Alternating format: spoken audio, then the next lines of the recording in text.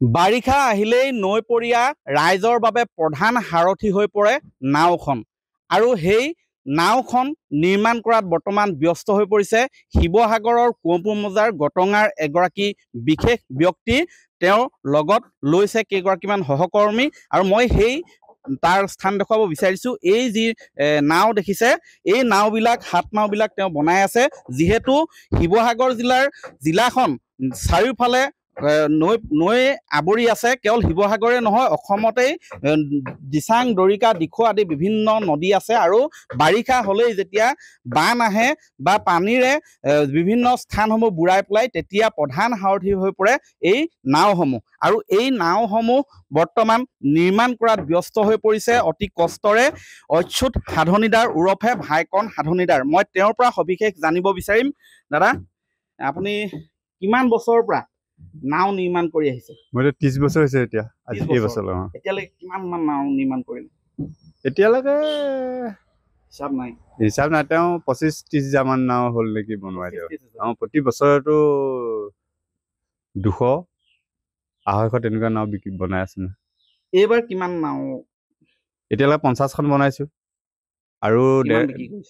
চব বিক্ৰী হৈ গৈছে আৰু অৰ্ডাৰহে আছে 7-8খন আৰু এতিয়া আৰু 150 মান বনাম ক'ৰ পৰা ক'ৰ গ্ৰাহক আহে আপোনাৰ ইয়ালৈ উজনি অসমৰ প্ৰায় জিলাৰ পৰা আহে যিবোৰ নৈত পানী আহে বা তেজপুৰ লখিমপুৰ ধেমাজি শিৱসাগৰ প্ৰতিখন গাঁৱলৈ প্ৰতিখন মানে অঞ্চললৈ মোৰ নাও গৈছে আৰু এইফালে ডিব্ৰুগড় মৰাণ ডিমৌ নাজিৰা সোণাৰী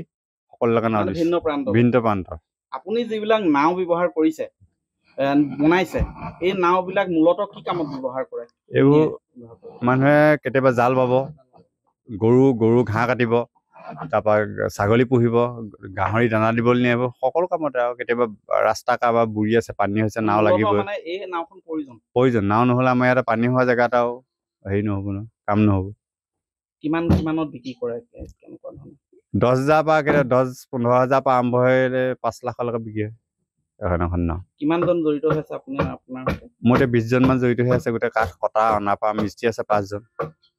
মিস্ত্ৰী কেইজন শালমৰা আৰু ইবোৰ আমাৰ লোকেল মানে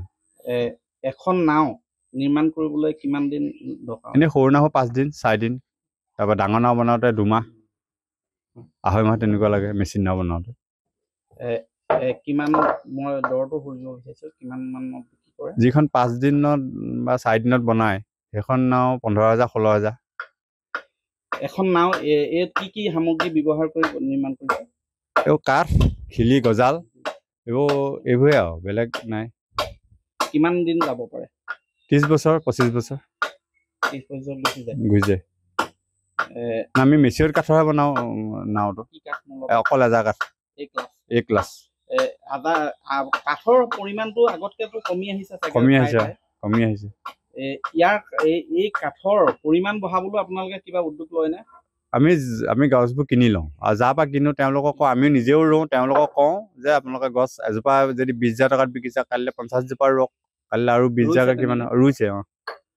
হয় এইটো কিন্তু ভাল লগা খবৰ যে কাঠ ব্যৱহাৰ কৰে গছ কাটিবলগীয়া হয় কিন্তু তেওঁলোকে যিসকলক বিক্ৰী কৰে তেওঁলোকক সেই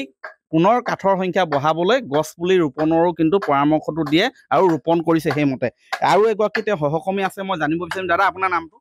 মোৰ নাম দিলীপ হাজৰিকা ঘৰ মাজুলী ইয়ালৈ কেতিয়া আহিলে ইয়ালৈ হ'ল এমাহমান হ'ল আপুনি কিমান বছৰ ধৰি এওঁৰ লগত কাম কৰি আছে 10 বছৰমান হ'ল আজি কাম কৰা কেনেধৰণে কামবিলাক কৰে প্ৰত্যাহ্বান কি কষ্ট আছেনে কষ্ট 5টাৰ পৰা 5টালৈ কাম কৰোঁতে 22 ফুটাৰ মাৰোঁতে কিমান কষ্ট আৰু সেইটো নুসুধিলেও হ'ব আপোনাৰ ঘৰ এইবাৰ ঘৰ মোৰ মাজুলী শালমৰাত আৰু বাকীসকল শালমৰা ইয়াত আহি ইয়াত কৰে এতিয়া ঘৰলৈ গৈছে পৰিয়াল চলিবলৈ ধুনীয়াকৈ হয় পৰিয়াল চলি আছোঁ আৰু নহ'লেতো উপায় নাই এইবোৰকে কৰি পেলাই চলি আছোঁ নতুন মানুহ এই নাও নিৰ্মাণ কৰিবলৈ ওলাই আহিছে না নতুন নাই তেনেকৈ নাই আজিকালি শিক্ষিত হ'ল চব বেলেগ কামত গৈছে এতিয়া আপোনালোকৰ ওপৰতে ভৰসা আমাৰ ওপৰতে আছে আৰু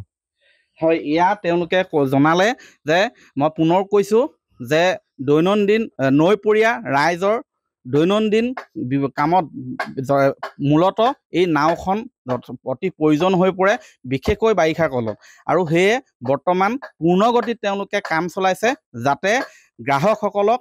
ৰাইজক যাতে তেওঁলোকে সঠিক সময়ত নাওখন যোগান ধৰিবলৈ সক্ষম হয়, তাৰ বাবে দিনে নিশাই ব্যস্ত হৈ পৰিছে অচ্যুত সাধনীদাৰ আৰু তেওঁৰ সহকৰ্মীসকল। আপুনি বিচৰা বাতৰি পাব কেৱল নিউজ 18 এপত। নিউজ 18 এপ ডাউনলোড কৰিবলৈ স্কেন কৰক এই QR কোড। গুগল প্লে ষ্টৰতো পাব এই নিউজ 18 এপ।